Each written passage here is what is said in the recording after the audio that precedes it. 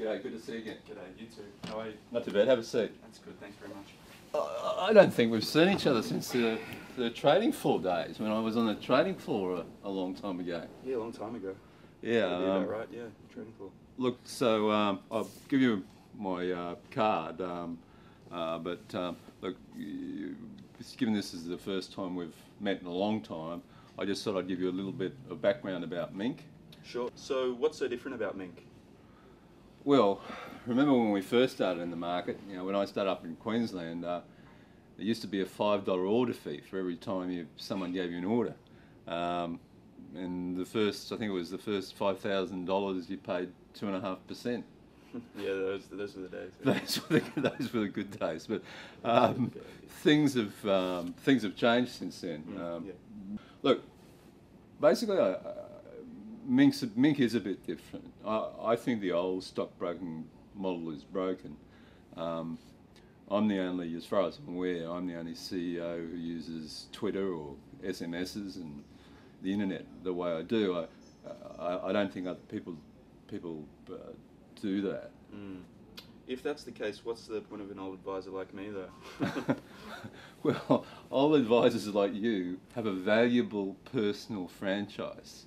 For some reason, you think that your personal franchise has to be a mega bank or a mega name.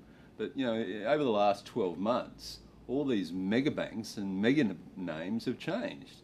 The US has had to bail. I think the top 5 investment banks in the world have changed hands.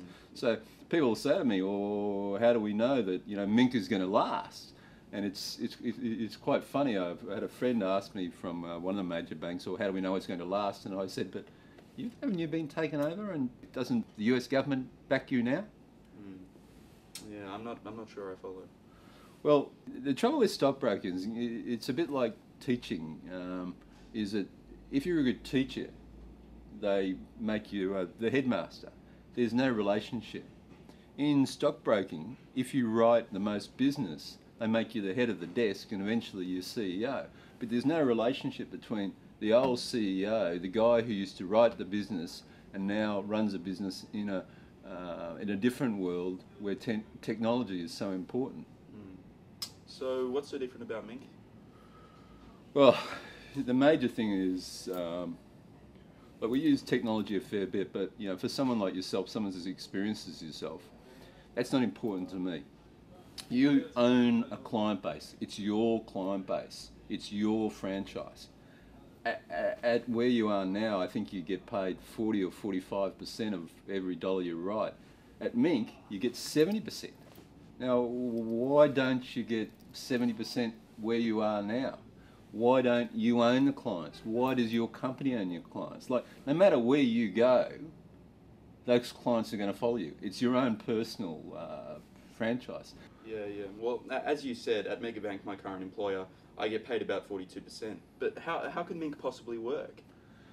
Yeah, well, I get a lot of this, you know, you can't survive. The reality is, you know, things change. Technology lets things change. Like they said, the trading floor, where the closure of the trading floor would be the end of the world. They said that a national exchange would isolate all the different markets.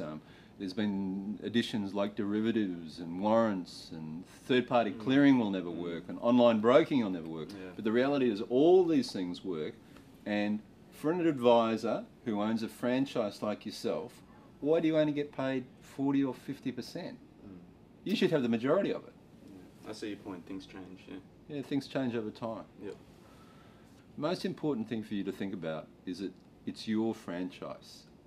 You own it, and because you own it, you should get the majority of the income. And that can be very tax effective. Yeah. So look, it's great to see you again after all this time. Yeah, great to talk to you. Thanks very much. I hope you think about Minc. Yeah. Cheers. Oh, good. Thank you very much.